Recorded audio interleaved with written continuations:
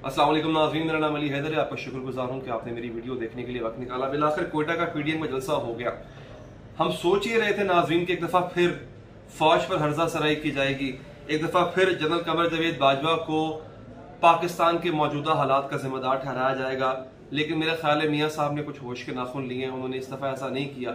लेकिन जो उन्होंने किया है या जो उन्होंने कहा है वो उनके कॉल का भी तजाद है, वो उनके फेल का भी तजाद है।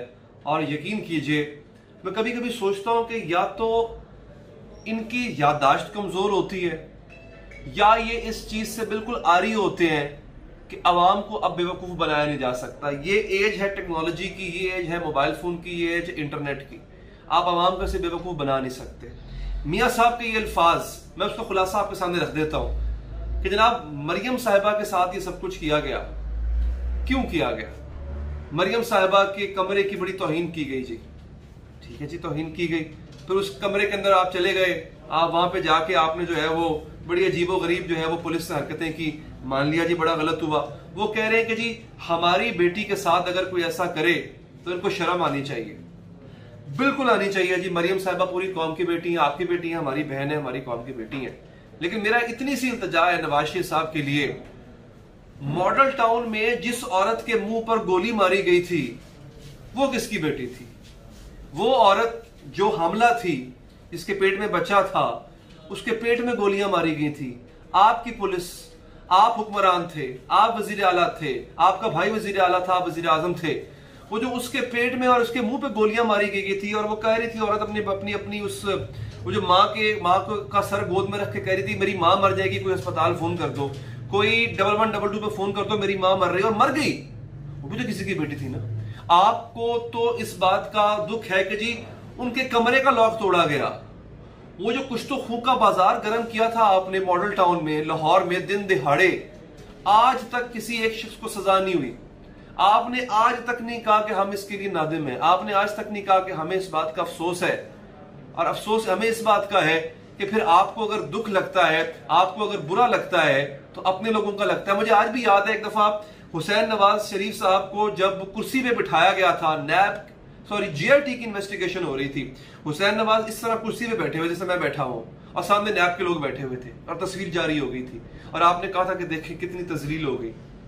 ऐसे तजलीलें आपके दौरे हुकूमत में भी ना मियाँ साहब हर दूसरे तीसरे बंदे की होती थी। ऐसे दौर में तस्लीलें जो है वो एक आम आदमी की तस्लील आपके दौर में हुआ करती थी। आपके दौर में आपके एमएनए की ऐसी तस्लीलें होती थी। इसाक डार साहब घुसने नहीं देते थे किसी को प्राइम मिनिस्टर हाउस के अंदर। फवाद हसन फवाद साहब किसी को प्राइम मिनिस्टर सेक्रेटरीट में घुसने नहीं देते थे। आपके वुज़रा ये कहा करते थे कि जो तजलील हुसैन नवाज की आपको लगता है ना हुई है, इससे ज्यादा, इससे कई गुना ज्यादा तजलील आपके एमएनए की, आपके मिनिस्टर्स की हुआ करती थी। आप कई कई महीने कैबिनेट का इजलास नहीं बुलाते थे। एमएनए एमपीए बेचारे अपने हलकों के काम करवाने के लिए आपके दर पे जानवरों की तरह पड़े होते थे। मैं वो लफ्ज इस्तेमाल नहीं करना चाहता, गैर पार्लिमानी लफ्ज है, जानवरों की तरह पड़े होते थे और आप लोग उनको घास नहीं डालते थे। तो सर अगर आपको अपनी तजलील की इतनी फिक्र है ना तो आपने दूसरों की भी इतनी तकरीम करनी थी, आपको दूसरों की भी उतनी इज्जत करनी चाहिए थी जितनी आपको अपनी इज्जत की फिक्र है। मौलाना साहब ने बड़ी अजीब बात की आज पीडीएम के जलसे में। वो कहते हैं जनाब के कैप्टन सफदर जो है वो अगर मजार पर नारे लगा रहा था तो वो जो सबा कमर एक्ट्रेस है वो भी तो मस्जिद में डांस कर रही थी। मतलब ये कैसा कंपैरिजन है? खुदा का खौफ करे मौलाना, आप किसको आप ऑरेंजेस और एप्पल्स को मिला रहे हो। एक मस्जिद में डांस करना गलत है, बिल्कुल गलत है, गैर शरई है, इसकी सजा होनी चाहिए, उनको मिली भी सही। लेकिन कैप्टन सफदर जो कर रहे हैं आप कम से कम उसकी मजम्मत तो करें। कैप्टन सफदर ने जो किया उसके बाद जो उनके साथ हुआ मैं समझता हूं वो भी अनकॉल्ड फॉर था, उसकी जरूरत नहीं थी। मतलब कोई कैप्टन सफदर ऐसा नहीं कोई ऐसे इश्तिहारी मुजरिम थे कि जनाब सुबह 5 बजे आपको होटल पे दावा बोलना था, उनके कभी भी अरेस्ट हो सकते थे।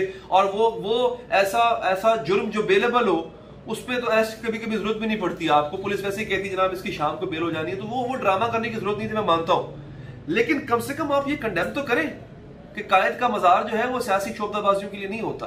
कायद का जो नाम है वो सियासी शोबदाबाजियों के लिए नहीं होता। हाँ, अलबत्ता मसला ये है कि कायद आप लोगों को एक खास कागज पे बहुत अच्छा लगता है, वो एक अलग बात है।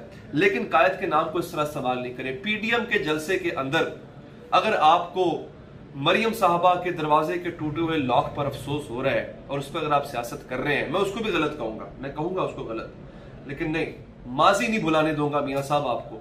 ये माजी जो है ना, आपके दौर का माजी, आज इमरान खान भी कुछ मुख्तलिफ नहीं कर रहे हैं। आज उनके दौर में भी सानिया साहिवाल में ऐसा ही हुआ, वहां भी दिन दहाड़े गोलियां मारी गई, उनमें भी किसी मुजरिम को सजा नहीं मिली है। उन्होंने वादे किए थे मॉडल टाउन के सानहे के मुतासरीन को मैं इंसाफ दिलाऊंगा, उन्होंने नहीं दिलाया, वो उनका किया धरा, वो खुद भुगतेंगे। लेकिन सर ये जो हुआ था ये आपके दौर में मियां साहब हुआ था, इसको आपने ठीक करना था, इसको आपने इंसाफ दिलाना था। वही डॉक्टर तौकीर शाह, उसको आपने बाहर भिजवा दिया। वही पुलिस वाले जो थे उनको फिर आपने प्रोटेक्शन दी। ये और बात है कि उसी डॉक्टर तौकीर शाह को दोबारा ये हुकूमत फैक्ट्री लगाने लगी थी पंजाब हुकूमत का।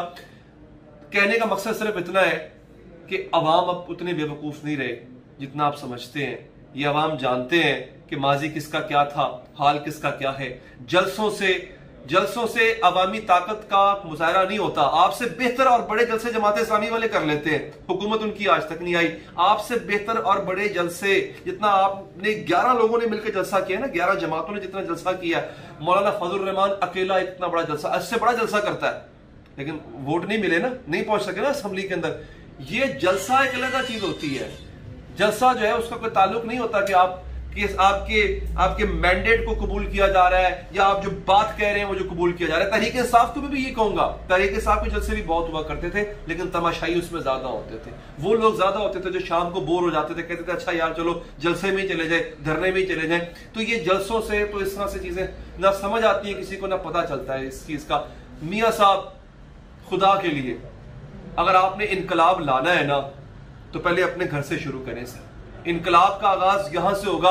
इनकलाब का आगाज ऐसे नहीं होगा कि आप लंदन बैठे हुए हैं और यहां पर आप कह रहे हैं कि गिरफ्तारियां दो। पहले तो आप आए ना, पहले तो आप आके गिरफ्तारी दें, पहले तो आप यहां पर आके एग्जाम्पल सेट करें। आपके अपने लोग वो आपके बयानिए को लेकर नहीं चल रहे। एक दिन आपने जनरल बाजवा पर तनकीद की, उसी शाम टॉक शो में बुलाते थे आपके लोगों को, या आते नहीं थे, और अगर आते थे तो कहते थे ना हमने तो, आप मियां साहब के बाद तो गलत मतलब ले रहे हैं, इसका और क्या मतलब होगा। पीपल्स पार्टी वाले आपके बयानिए को नहीं मान रहे हैं, पीपल्स पार्टी वाले आपके साथ नहीं है। तो मियां साहब आपने अगर इनकलाब लाना है तो सर सबसे पहले आप अपने घर से लेकर आए और सबसे पहले आप ये वादा करें, अगर आपको मरियम साहिबा की उस 4 दीवारी की हुर्मत का इतना ख्याल है तो सबसे पहले आप ये वादा करें कि आप अपने इस फेल से कि जिसमें आपने बख्श दिया उन तमाम लोगों को जिन्होंने चेहरों पे ब्रॉड डे लाइट में गोलियां मारी थी, आप सबसे पहले उनको इंसाफ दिलाते। वीडियो पसंद आई हो लाइक कीजिएगा, फीडबैक देने के लिए कमेंट कीजिएगा, चाहे तो सब्सक्राइब करके बेल का बटन प्रेस करें। अल्लाह ने के बाद।